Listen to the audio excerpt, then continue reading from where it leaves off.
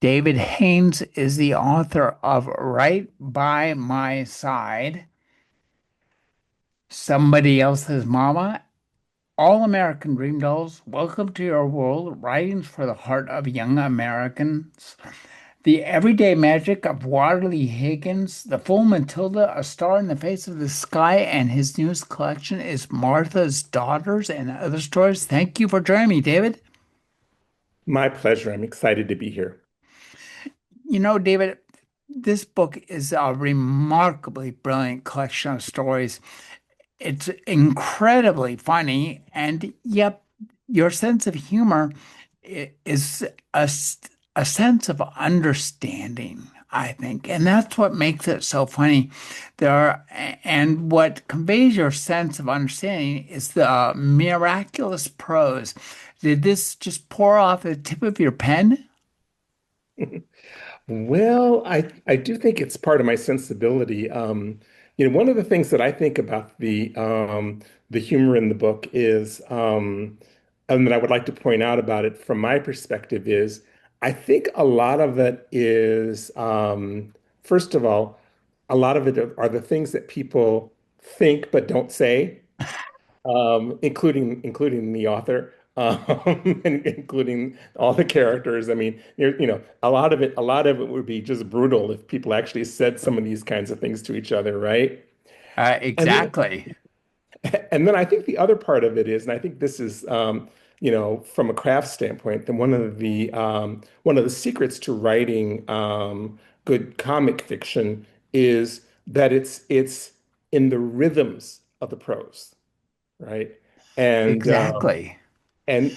what I find is that if I write a passage and to me it just isn't hitting right, um, it's not you can't quite tinker with it. Sometimes you have to go back and rewrite the entire passage in order to get the rhythms that help make the humor land the way that you want it to. I think too is that you said that we see what the characters think but don't say, and we also read what the characters say as opposed to what they're thinking. And I Right. think you also use, I guess the surprise effect of humor, which is that occasionally these characters will just be brutally honest and say exactly what they're thinking and kind of what you're thinking. And that comes as such a surprise to us that, it evokes that startled laughter because that's the only thing you could do. Right. I think that one of the things we're talking about, of course, is irony and the fact that sometimes the characters are just so on a the story or the situation is on this course and the character says something or thinks something that's over here and the juxtaposition between those two things is crazy. But also I think as you're noting, sometimes the most hilarious things that are said in conversation are things when people are just being direct. And yes, sometimes those things are also really also cruel, right?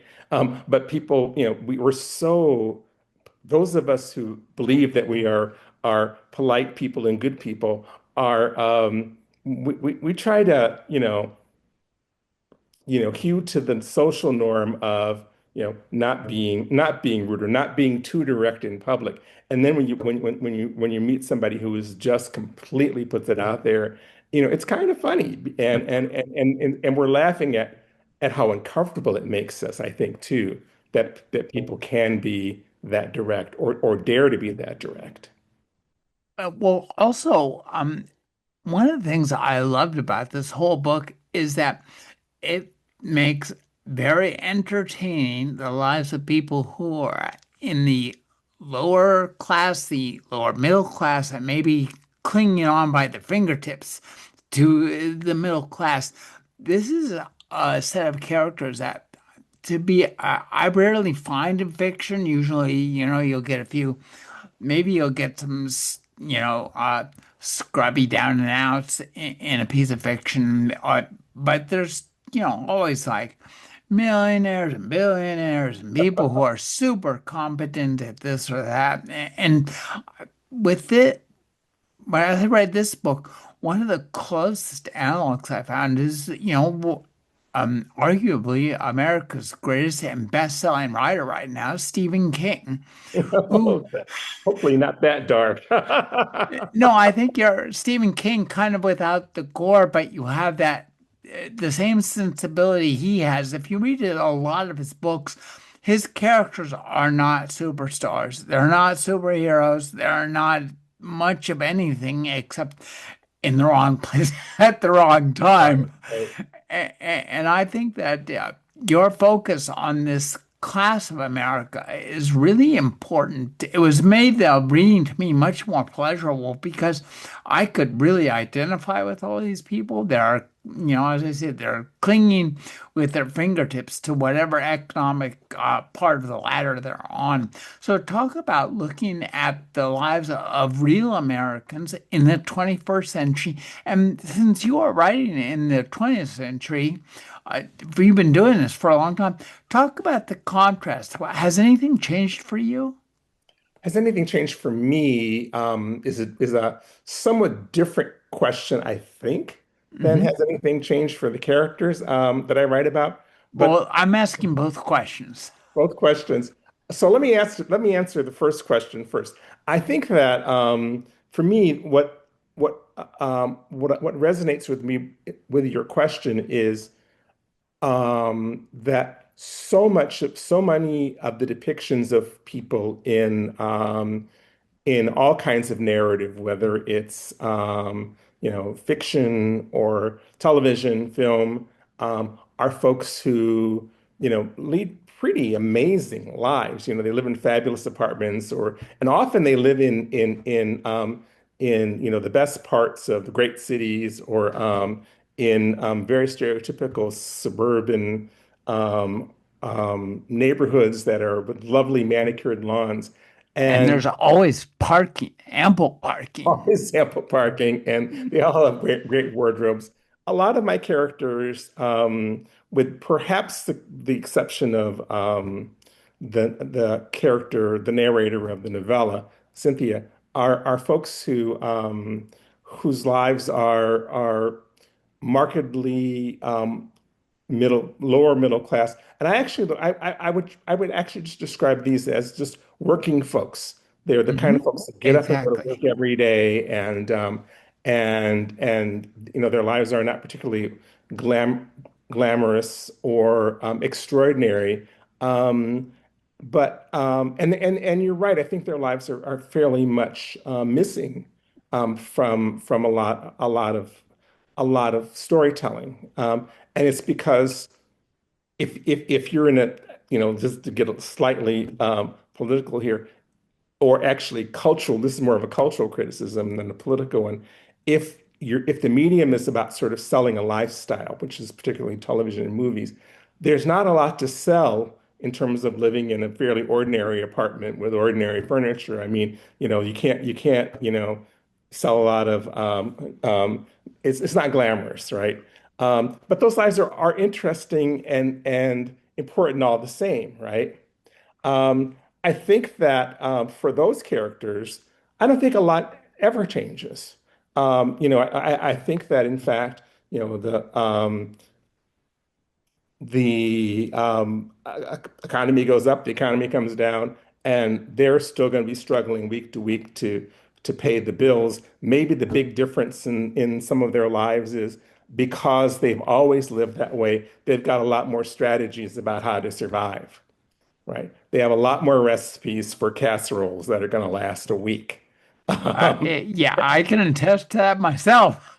yeah, and so they know their way around the discount grocery store, and also the sale aisle at the grocery store. Those products that the stores decided, so that sort of tucked away someplace in this, in the side of the grocery store. There's this aisle of pastas and things that they want to get rid of. The folks I'm writing about are regulars in that aisle. My own life, I've had so many different kinds of jobs and done so many different things. My my own background is, my parents were decidedly working class folks, and trying to figure out ways of making the world better for the kids. My dad had an auto body shop, and which he ran on his own for many many many years, and so his I would say it's fair to say we never wanted for things, but my mother also knew her way around the coupons bin and the parts of the store where things were on sale. But that's how most people live.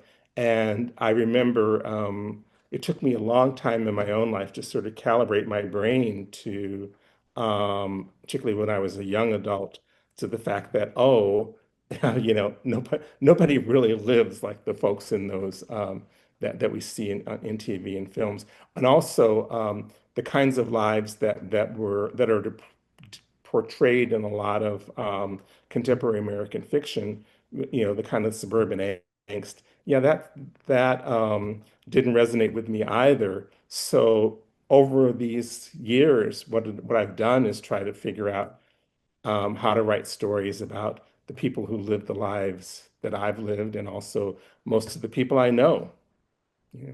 Well, one of the things I think you do just remarkably well is to tell a story that, in a sense, if you were to describe the plot in bare bones, you roll your eyes, okay, fine, but use the language so well and understand your character so well and know how to split the time between them reporting what they're experiencing at the minute and also certain time travel, as it were, back into the past, into some, uh, you know, previous existence that leads to their understanding of what's happening in the present. So it's a kind of a time loop in a sense.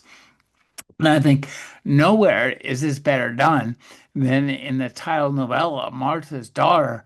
Um, Martha's daughter. Martha is a mother to the reader will remember for the rest of their lives. And her daughter does this thing where she's going somewhere to do something specific, and it's a pretty emotionally fraught thing. All the readers find this out. But what she does, and what you do as a writer with just incredible expertise, one second she's in the present, and in the next second, next sentence, she's in the past. And I think your ability to use this kind of time travel that we all experience, because you go somewhere and you're not exactly paying attention to where you are because you know where you're going and you're gonna get whatever the hell it is you have to get done. And so your brain might wonder, and the classic question for all of us, how did I get here? Yeah, yeah. Where have I been? Yeah, Um, exactly. and sometimes, it's kind of frightening, right? I mean, you're particularly like if you're in your car and you're in one of these kinds of reveries, and you look up and you're, 10 miles down the road, or 20 miles down the road, and it's not like you're asleep or not paying attention. But there's something also very automatic about being in a position like that, because you can remember that you've been safe all along the way and been following the rules of the road, but your brain just gone off on this trip.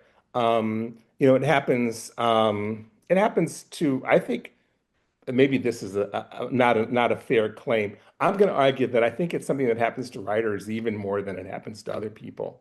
Oh Um, yeah, no, I hadn't thought about that, but that's exactly true. It has to. That's in a sense, the art of writing comes from those kind of reveries. Right, and your practice, as a writer, your practice is sort of going down these rabbit holes of the mind, and telling yourself stories or remembering things, or imagining things, and so therefore it's just sort of common to sort of be sitting and you know you watching. supposedly paying attention to a television show or watching a movie or whatever, and then you realize, oh, wait a minute, I missed. You have to go back and listen to what you missed again, because your brain was imagining a bunch of other stuff, or it was gone down. It followed the plot the way it wanted to go, as opposed to what actually happened. And then you're like, oh, wait, where am I? Um, but in the novella, in Martha's Daughter, what it's the we find out right away in the novel that the task of the day is that her mother's passed away, and Cynthia's mother's passed away, and they have had a fraught relationship, and so that's on her mind. All of it comes back. Everything in their difficult lives together comes back, and she's playing all of it around and spewing it out for the reader's benefit, and in her own, I want to say melodramatic way. So yeah, Well, her language is just a delight. And it's also a delight, and this is one of the things I found often happens. I'm reading your book and I'm thinking, boy, this is just a delightful story. And then I realize, like, I'm halfway through it. I'm thinking, boy, he's just doing a remarkable job at creating a character from another character's memory. And that I thought was just really extraordinary. So, talk about keeping things in the ordinary realm while, I guess, describing our own extraordinary, supernatural experience of our lives. In a sense, we go about, we do the dishes, we lock ourselves out of the house. Then you're walking the dog, you lock yourself out of the house, and then you think, okay, well, now what am I going to do? I've got this interview in about an hour. I better get in the house. And then you have to walk around the backyard, take a window out, and then biggest, your biggest hurdle turns out to be like you got the window open, you can get in the house, but you can't crank your leg up. You're too old and too stiff to try to climb in the window. yeah, So, yeah. so talk about, the way I think you have used language to convey the contrast of our perceptions of the present and like uh, dilute them with our memories of what happens in the past is wonderful. Many mysteries and say, how unreliable eyewitness testimony is. And I think you bring this home by this collision of what's happening in the present, what they're remembering, and how they're infecting one another, informing one another. Yeah, yeah. Um, I think that some of this has to do with the kind of the ethos of one of the things that we're discussing in this interview, which is the fact that ordinary life is extraordinary. Life is extraordinary, right? And and I think it's one of the things that's also a given for I think all the characters in across the collection is that I don't think there's one of them who thinks their lives their lives are ordinary, even though from the outside, as you say, when you read the story, you look at what happens to them across the story, not a lot happens. I mean, these stories are not big on turgid incidents. I mean, things don't blow up. Big revelations often aren't made. For the most part, it's about people getting through their day and coming to terms with something, with some, you know, ongoing tension in their lives. But though, I'm also a big believer that even those kinds of moments are not um, you take them in stride, right? The heavens don't open up and new light shines. Even as much as we wish it would. So I think that, but as a writer, one of the things you have to do is and this is, I think, really what you're asking me about is um, how do you make the ordinary extraordinary, or how do you interest other people in what may not be what may seem to be um, pedestrian, right? And I think Exactly. it has to that has to come through the language, and it has to come through how that's being done in the prose, and also just it's these people may have ordinary lives, but they have extraordinary imaginations and extraordinary insights into their own worlds, right? And so, Well, as the writer, you sort of put them in their own worlds and put them in their own situations, and then let them really open that up for the reader. this brings to mind just the second I realized that what one other book writer your work is directly reminiscent of is James Joyce.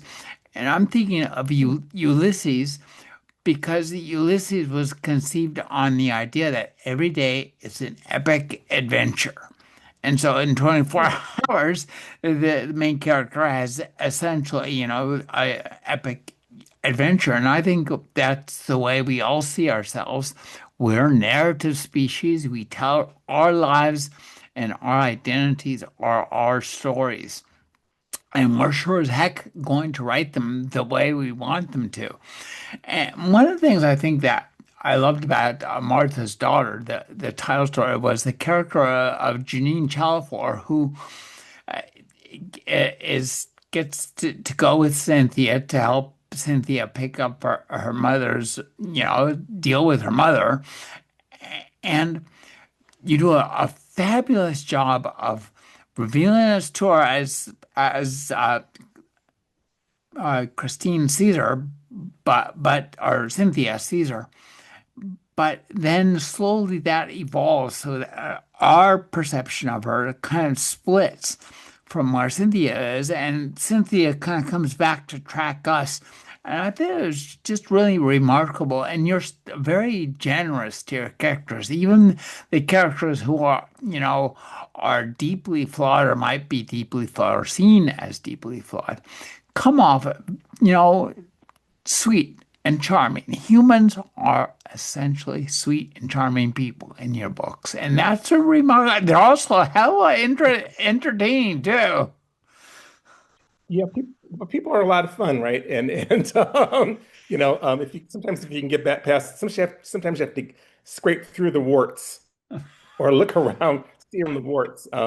But yeah, I'm glad you really pointed that out about Janine, because one of the things that the the narrator of the story, Cynthia, does is that she sort of sets Janine up as a joke or a foil, or almost a stalking horse, whatever, something that she can, that's her annoyance of the day, right? Sure, she can And look down on her. she, can- she, Ma- she, she And you can feel look down better on her when you look down on somebody. much the same as her mother would, Hmm. right? And so it's one of the mirrors in the book, because there's so much, as we're watching um, Cynthia be hypercritical of her mother and their experiences together, um, and also sort of setting herself in moral superiority to her mother. Meanwhile, here she is in the car, completely dissing and looking down on this young woman, who is clearly just trying to help. And but yeah, I think I agree that it even maybe surprised me a little bit, the fact that by the end of the when even in the end of the writing, I thought, oh, she's much more complicated. She's just like the narrator. She too is a real person with a real life, and a big heart, right? And which I also, which you know, which is a neat trick, right? I mean, and sometimes you just have to sort of trust the writing to sort of lead you to those realizations. And I want to just say one other thing about that, which is I think it's just a it's neither very interesting and also not very um, good writing from my perspective to just sort of set up people up to punch down. That's what I want to say. To punch down at characters and make characters be just fools, right? To bully That's one of characters. the charms of this book is that you like all the characters, and also I think the prose has a real sense of fun, and it's incredibly crafty because it feels like you're just revealing raw how experience. Yet you'll pull these little turnarounds and these jokes, and I laughed aloud many times reading this. I'm sitting there at the living room table and my wife's doing puzzles or whatever, and I'm listening to some kind of weird ambient music, and all of a sudden I'm just laughing and guffawing, and I know it must be very strange for the people around me. What's the matter with him? And but I think that's going to be the case for anybody who reads this book. When you started writing Martha's Daughter, was that the first book story you wrote in these books? In the collection? Yeah. No, actually, it was the last. Oh, One of the, interesting. almost the last. I finished Martha's Daughter, and there's a story in the collection called How to Be Seen in Public.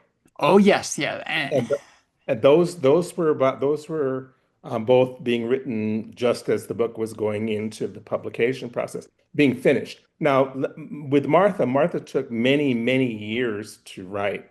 I worked on Mm. this novella for a long time. There were a lot of technical and craft complications to getting that story just the way that I wanted it. It took me a long time to figure out how I wanted to end it. Another there were other stories that sort of happened while I was also trying to figure out how to complete that. No, but the earliest story in the collection is taking Miss Gazee to the polls. Uh, Oh, and that was a delight as well. When how far in advance was that written? And as you wrote the stories after, did you see? Because as I read this book, I think this is like a book set within like a 10-mile radius. That really captured a certain area, middle of the country. Am I right? Correct, although there's more variation than I think people believe. And but here I guess rather than go way down that rabbit hole, I think what it's fair to say is that all of the stories sort of find their heart or their root in the area that I grew up in, which is outside of the city of St. Louis in a small suburb called Breckenridge Hills, and meaning that even if the stories aren't there, that's probably where the characters grew up or had some connection to. So that's I think what gives them that the feel that they are all in within a 10-mile radius. But yes, there are in fact I think five stories which are specifically within a 10-mile radius of each other. So and three which are in the same cul-de-sac. So Well, Martha shows up in another story, and it's really wonderful to find that connection, and also to see Martha live, as it were, yeah, yeah. as perceived by another character, and I could tell you were having fun with that. And in fact, I guess that's one of the things that to me seems true. It seems like these are the kind of stories you wrote and you were kind of cracking yourself up as as you wrote them. Was that the case? Sometimes, although I have to say, there's something sort of cringy about laughing at your own jokes. I'll tell you one other thing about that, which is fascinating to me. Many of these stories I had an opportunity to read pieces or parts of over the years to various audiences. And one of the things that I think is one of the most delightful discoveries over the years is reading parts of them and finding and having people looking up and people are laughing at, oh, I didn't know that was funny. And recognize that they're not laughing at the story, but that there was this sort of funny moment or funny piece of timing in there that I hadn't even thought about. Um, and so this is also my way of saying is that I think that my sensibility in general tends to be comic in the sense that, I'm just sort of, I think personally in the world in kind of an ironic way. So that's my way of saying that it's not something that I have to force onto the page. It just sort of happens. And yes, sometimes it does crack me up a little bit, particularly if it's a real zinger. It's like, oh yeah, that was good. I have to remember to say that one myself. Very good. There's a story called The Lives of Ordinary Superheroes, Yeah. which I thought was really, really extraordinary. Just a powerful story and funny as all get out. We live in a world now that is, for better or worse, just overrun with superheroes. And you brought us, I think, one of the favorite I've ever read about, who is Ghetto Man and his sidekick. So talk about, and that story has an excellent twist at the end of it that I don't want to give away, but um, so talk about the creating that story and working. I think it's a story that really uses genre fiction for me. Its virtue is that you can externalize um, the things you're thinking and your emotions and create and use, and then have them turn into monsters that uh, scare the heck out of you, but walk up behind you, tap you on the shoulder, and ask if you have a spare dollar so they can call somebody on the payphone. And so I think you kind of take that tack with this story. So talk about create using the superhero fantasy genre to deal with rather ordinary people. That's a terrific question. I'm so glad you like that story. Like some of the other stories in the collection, many of them actually, um, they were written because somebody asked me to. I'm primarily a novelist. I love writing novels and don't write a lot of short stories. Although the response to this collection is saying to me, maybe you should write more short stories. But people will say, would you give us a story for this anthology or whatever, and then I'll write one. And so in this case, somebody was writing a story about um, was putting together an anthology um, that called "Who Will Save Us Now," and um, and they asked me for a contribution, and the when I'm not a big superhero fan. I mean, and this was sort of written before the rise of the emergence of sort of the Marvel universe as being the dominant force in American entertainment. And but in when I was growing up, my brother was the one with the comic books, and I was the one with the Victorian novels. So there's a contrast for you. But so I was trying to figure out for me what kind of story I could write that based on what kind of story would somebody write who didn't live in that kind of world. And I guess, as you said, one of the things that the genre allows one to do is not just sort of um,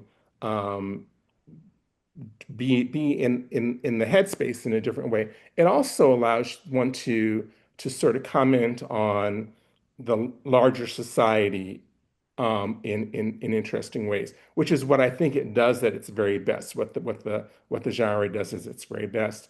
And in this case, what fascinates me so much about Ghetto Man is what he is to me is he's just one of these older black men who were, and in some communities still are, the heart and soul of the community. And they're just that guy who's walking around telling young people, yeah, pick your trash up. Don't throw your trash in the street. Pull your pants up. You young people need to go on to school. Don't stand around here wasting your time. There's just one of those guys who is the heart and soul of a place, and who the neighbors rely on to kind of help keep the peace, right? Because he's out there, he knows everybody, he knows how to talk to everybody, and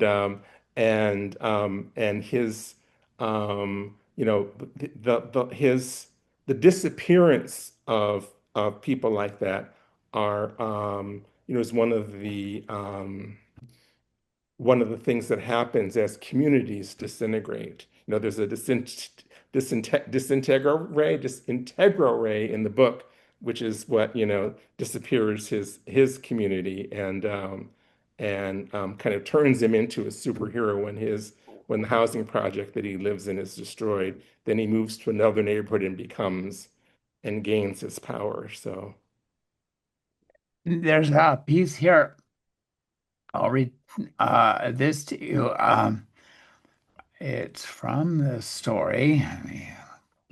Oh my God. What your child can be a model. oh yeah, A hilarious and wonderful story. Okay. You're right, and I think this is important. This is America. You develop a poker face, tell your best story, and stick with whichever version doesn't get you audited. And what Briggs and his father have in common is that they both believe every word that comes out of their mouths.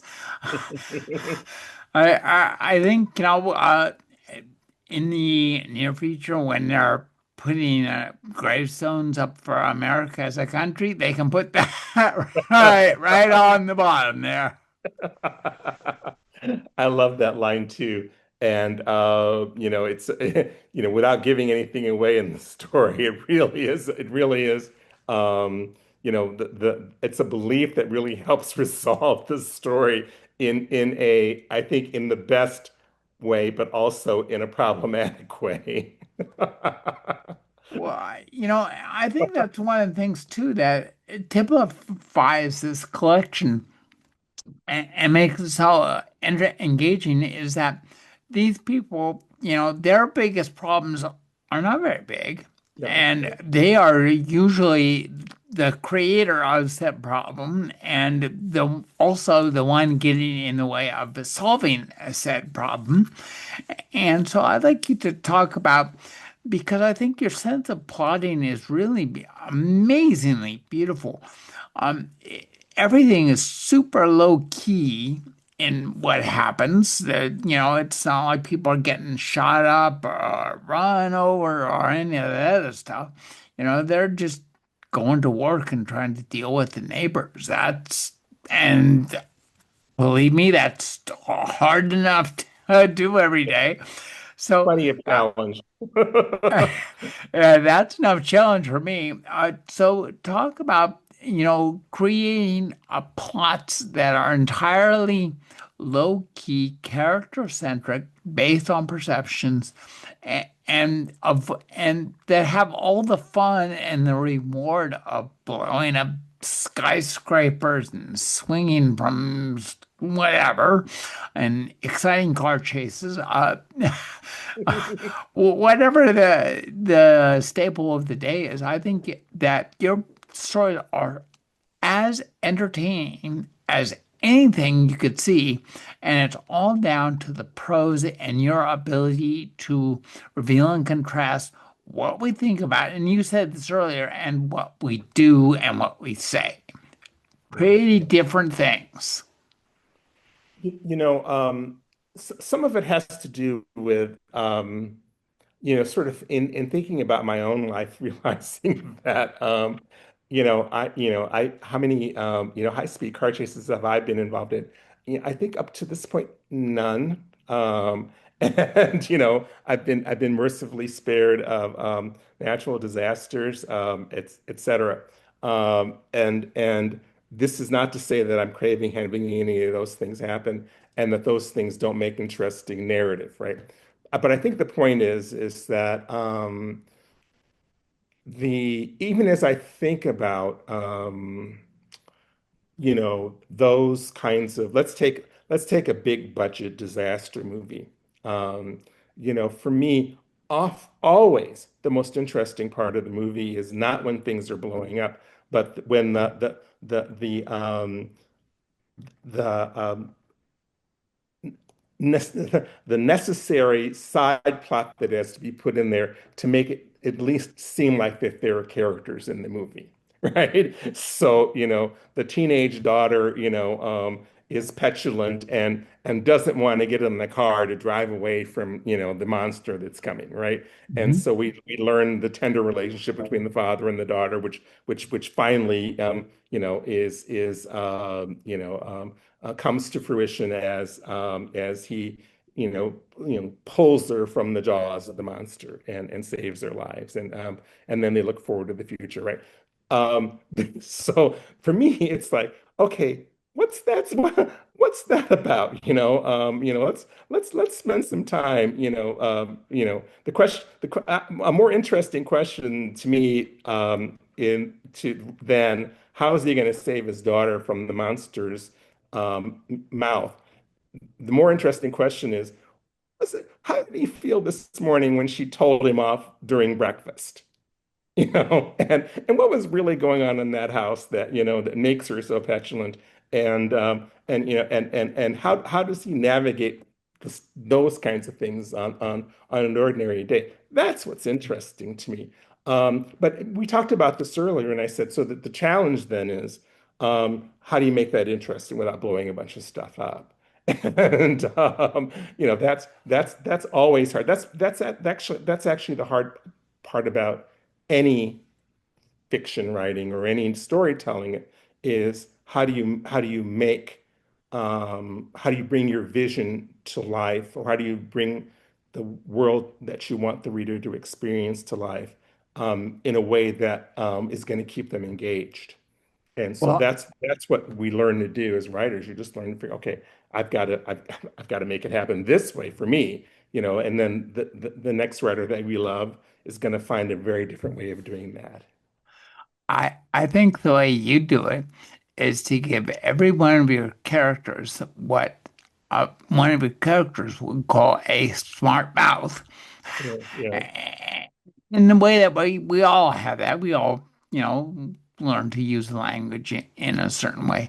And then to you know, turn that into something that's really the essence of reading is to experience the writer's own smart mouth. Mhm. Um, could you talk Can about I say smart mouth or smart mind? Because a lot of exactly? characters Yeah. don't say it out loud, but they're thinking it, right? And Uh, they're hopefully thinking what the reader's thinking. Yeah, and so I guess just to jump right ahead, long ago, I had, many various bees in my bonnet. I still do. The old bees have left, new bees have arrived.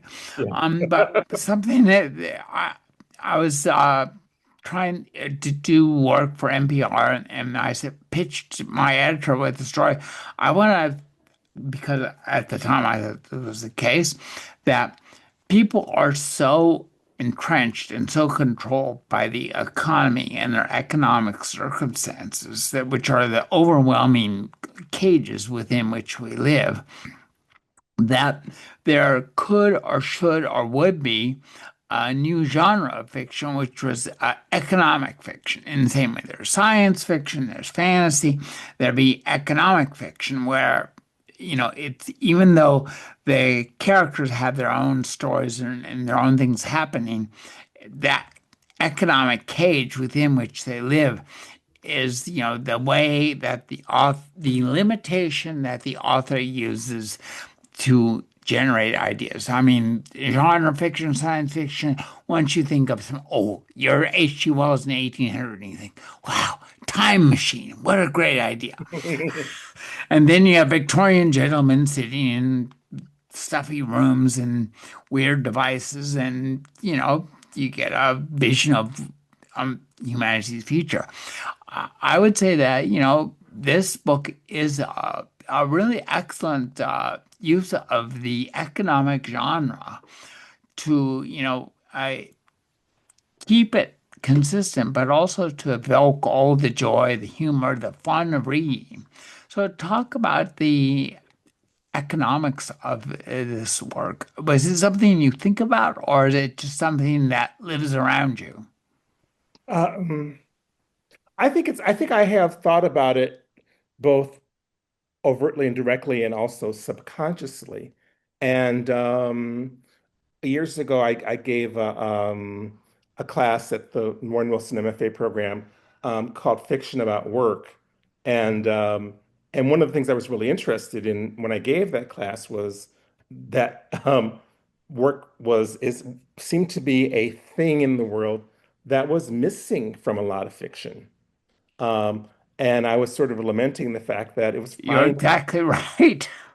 It's, how often do characters actually have, are, or how often are stories ever about people actually doing their job? That's not that people don't have jobs, but we never see them doing their jobs. And it's also the case in a lot of fiction about middle class, upper class people. You know, the job isn't, they don't maybe need a job, or the job isn't about, the story isn't about them surviving the sort of being in survival mode economically. So I know it's always sort of been there in my consciousness. And I think in this collection, the last story in the collection on the American Heritage Trail, we put that story at the end of the collection for that reason, because it really spoke, pulling that theme together. And I'm really, I hadn't thought about it as being the collection as having this sort of economic theme, but I think you're right. I mean, and because it is something that's always sort of been there, in the story, how to be your child could be a model. This is about a woman who, a divorced woman, single mother now, who's got a ridiculous job just to try to keep her kid fed and in a good school. Cynthia and Janine in the novella, Martha's daughter, are, working in this ridiculous corporation selling fashion, and having, come up with stupid schemes to sell bad clothes to people who can't afford them. And her mother, Martha, Martha's entire ethos is about, you know, improving her daughter's economic condition, whether her daughter likes it or not. So yeah, it's there. It's very much there yeah, I like you. It's one of the things that we need more of. We need more people writing about where actually, I will put it this way, where to a certain extent, people's economic circumstance is um, maybe implicitly, but in some way operating the fiction in some way. I have to admit too, that's one of the things I loved about the title novella was Cynthia and Janine at work in that weird corporation and actually spending time there and how much of her brain, and this is, I think, true of many of the characters, their brain space is always kind of like reflecting back, well, how am I going to pay for the next thing, whatever that thing is? Now, as for you as a writer, one of the things that I was reading this, and particularly Martha's Daughter, was thinking, boy, this would make a hell of a thrilling movie that would cost, pennies on the dollar. So nothing, enough costs nothing to make this movie. Yeah, well, you could make Cynthia's Daughter, which is would be a hilarious and fun and enjoyable and sweet and moving story all the way through, and for the catering costs Yeah. of a bigger thing. Have you pitched this, or is I guess, your agent pitching these as potential stories? I mean, the novella is always pointed to, and with good reason, as being an excellent length for a movie. let's hope that's happening. The book is not quite a month old yet, but and let's hope that here's hoping that it will be discovered by the right kind of filmmaker who really is interested in these kinds of stories. Um, the I think that there are just several stories that I think, boy, you can really sort of feel, you know, both the action on the screen, but you can also sort of cast in your mind who you'd want to play that part. But yeah, that's to come. We'll let the stories live out there as prose for a while, and then fortunately, I'm not one of those people who has big Hollywood fantasies. So, but yeah, something will happen, I think. Well, one does not need big Hollywood fantasies to read when one can read a super engaging and enjoyable collection like this. I mean, it's really fun. It's inexpensive compared to movies, and also I find myself, it's much easier to think about a great book than it is about a great movie. And great books, we seem to have a plethora of great writers out there.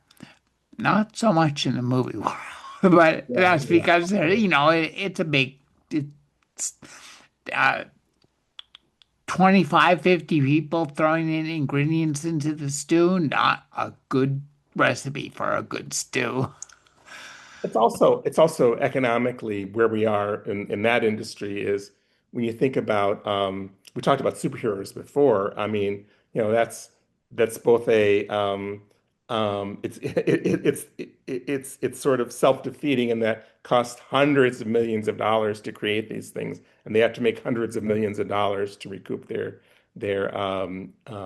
money. This is a this what I love about the fiction that I read is that, oh, this is, these are small worlds that I know, and it's a very different experience to sort of enter the worlds of characters like these than it is to save the universe from, forces beyond our control, which is important to do.